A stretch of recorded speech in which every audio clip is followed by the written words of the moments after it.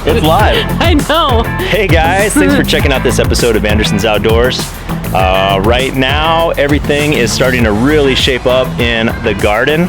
So, it's been a while since we put out a video, and I just thought it's probably about time that we do something here. And you probably already noticed, you probably do not recognize this person. She has never been in an Anderson Outdoors video before. However, it's actually really pretty cool. This is our friend Abbey, and Abbey has been a friend of ours for, I don't know, how long? Since 20 years? 2000? Yeah. Something like that, yeah, 20 years. So, anyway, she was living in Mexico for like the last 20 years almost, and just moved back to the United States, and she's living here in Albuquerque. She's always been a fan of our channel, which is, she was kind of our friend, so she just watched our stuff, but she really liked our channel. And so now she's in Albuquerque, and she's actually been helping me out a ton in the garden. And so she really loves gardening and the process of watching things go from seed to seedling to plant. She loves eating, fresh garden grown foods. But another thing that she really loves, and this is what today's video is actually all about, is bugs. So we're gonna be actually talking about insects in the garden, and different beneficial insects and maybe some not so beneficial insects, and kind of everything bug. So this is sort of, it's Abby's first video with us here at Anderson Outdoors, but it's sort of like, this was her idea, like, let's make a video about, not just about plants, but about bugs also. So that's probably a good enough intro. We should probably just jump into bugs and plants. Let's do it. All right. Do you want to help garden? And this is Dakota. Dakota is also helping us with the garden. She's been so good. She almost hardly ever goes into the raised beds. So good job, Dakota. Look at that fat bumblebee on the nasturtiums. Hi, buddy. Whoa. He's come back. Wow. That was awesome. So this is one thing we're growing here this year, these nasturtiums. And also known as Kardashians. Abbey can't say the word nasturtium very well, so she has come up with a few different words for them other than nasturtium. Or Kardashians. I'm growing these nasturtiums because the leaves and the flowers are edible. So what do you think? How is that? It's good. It tastes almost like a radish. Yeah? But a little bit of a flowery taste as well. Yeah? Yeah. Radishy, flowery? Yeah. Good That's for awesome. a salad or to put in your tortilla with cream cheese. Oh, all right. Try. I don't know if many of you like to eat flowers, but the nasturtium flowers are edible as well, so let's see how this guy tastes.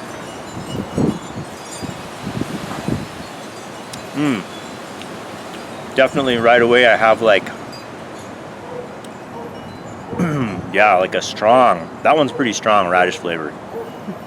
But it does have a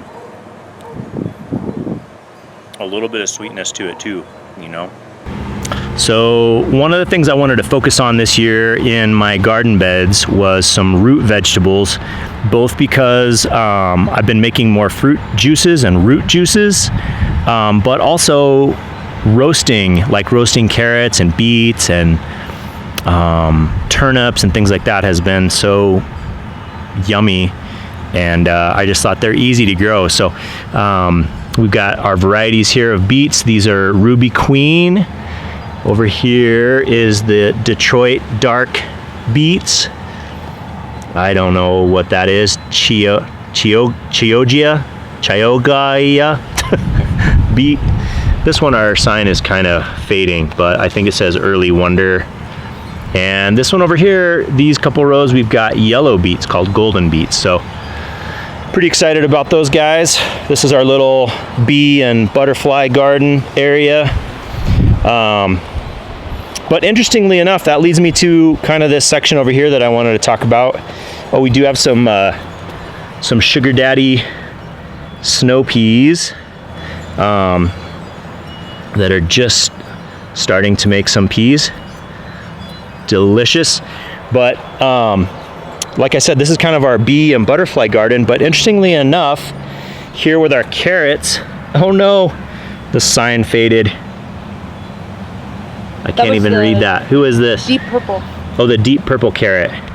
So we've been noticing a lot of butterflies coming and landing on the carrots this year.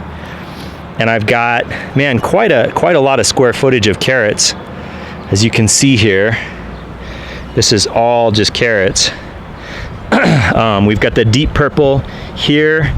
This is the Kyoto red carrot. I don't know if you can see that the way the light is right now, but Kyoto red carrot. Down here we have the St. Valerie carrot, which I think is just an orange carrot. This is the Uzbek golden. And down here, my favorite that I'm so excited about, Black Nebula. So actually, Abby noticed a few days ago, or maybe a week or two ago, I don't know. She was just noticing some black swallowtail butterflies, and they were tending to kind of target the carrots. They just kept coming and landing on these little young carrot greens. And I don't know, I just thought that was kind of interesting because we do have some flowers and things around. They just weren't seeming to want to spend any time on the flowers, right? Mm-hmm. We just noticed they were here. So we were looking at it today, and it looks like actually black swallowtails, maybe some other varieties too, but in particular, it sounds like black swallowtails like laying their eggs on the carrot greens. So we kind of happened into that accidentally. Like, it'll be pretty fun if we actually can, just know that our little carrot patch is helping support a healthy population of black swallowtail butterflies. Which are also good pollinators. Yeah, so we're excited about, for sure, the pollination aspect of the butterflies and just enjoying how beautiful they are. Swallowtail butterflies are really, really pretty. And the black swallowtails they're stunning too. So anyway, that's kind of a cool thing that we accidentally noticed and happened upon here in our carrot patch. So the next bug we want to talk about is this little tiny thing called the Flea Beetle. And I think there's one. If I zoom in on him, I don't know if it's going to focus that close to that little guy, but you can see that little black speck on there. That is a flea beetle. They are a type of beetle. They are not fleas, but they can jump kind of like a flea. It was kind of interesting because just a couple of days ago, our neighbor, who is also a gardener, was telling me that she has some plants that are getting really hit with flea beetles, and I was like, flea beetles, what the heck is that? And as it turns out, my plants are getting chewed up by flea beetles as well. And you can see here, so this is Chinese broccoli. Oh, here's another one under this leaf. There's another one right in there. But this is Chinese broccoli. This is a new crop that I'm trying to grow from seed this year. And oh, there's a little borage. Pull him up. Sorry, borage. You don't get to grow in the broccoli patch. But anyway,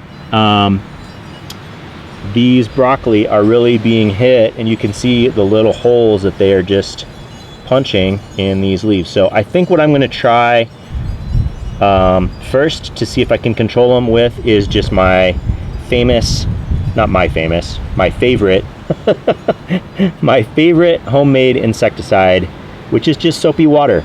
Oh, he just jumped totally like a flea.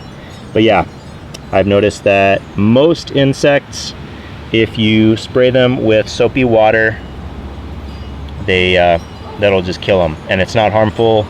It has to be sprayed directly on the insect that you want to kill. It's not an insecticide that sits on the leaf, and kills everything that comes across it. It's specific to whatever you spray it on. So that's how I'm going to try to kill these guys, because I don't want to be harming the beneficial insects, and particularly the bees.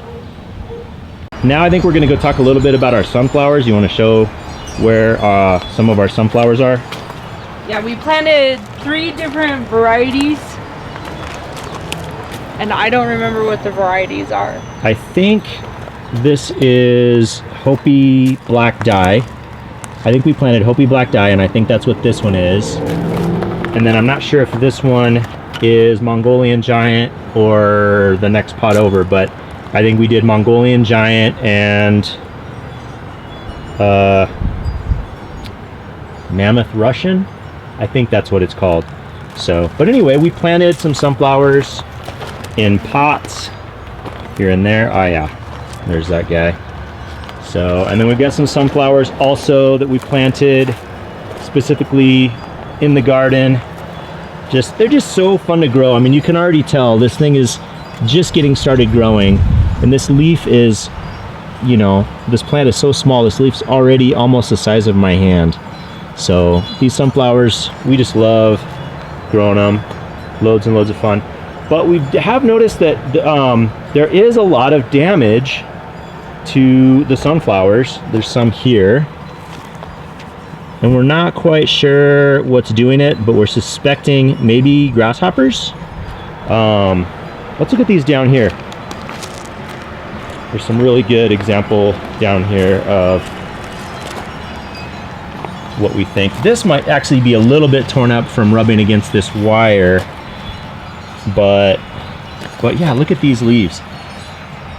It could be birds too. I know that sometimes birds will sit on sunflowers and really go after the leaves, but when they're so young like this, and I haven't seen the birds out here, but look at that. This thing has been completely just shredded.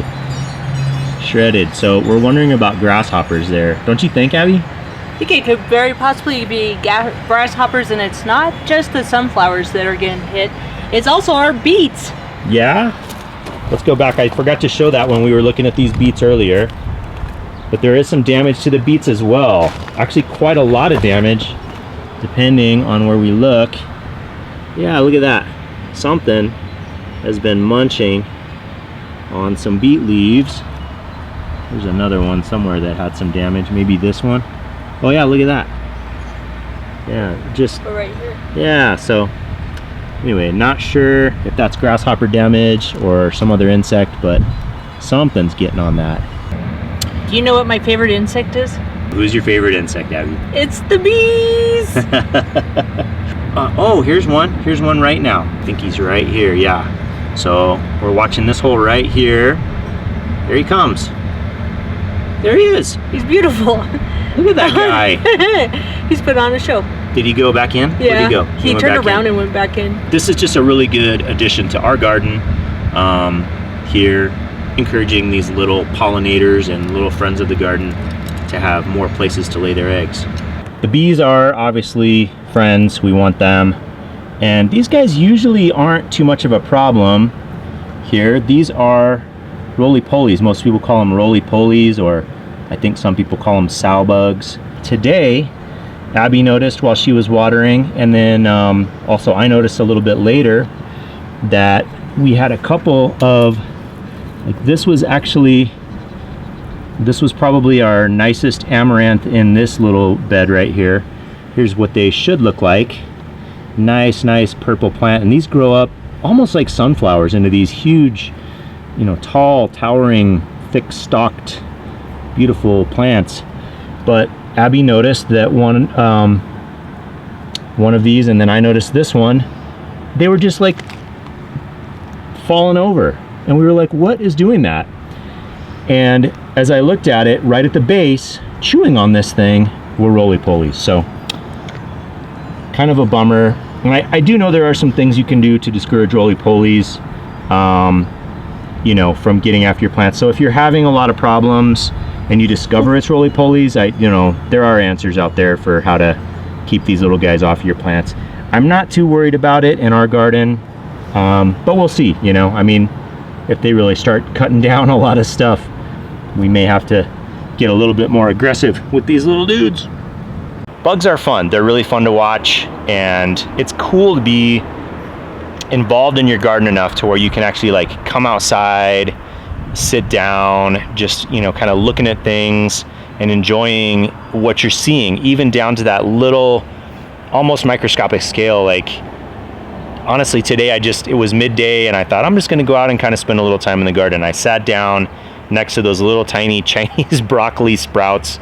They're just barely there. I hadn't even really given them a second thought, but I sat down and I noticed that they were being damaged. I noticed that the damage looked a lot like what our neighbor had said was these things called flea beetles. And then I started seeing them. So they're right there, you know, and I think a lot of these insects are beneficial, some are harmful, but you know, if you don't know they're there, you can't enjoy them. Also, if you don't know they're there in terms of things that are harmful, you're not gonna be able to work with trying to treat them and prevent them from doing damage to the plants you're spending so much time and energy trying to grow. So that's kind of my thought on bugs.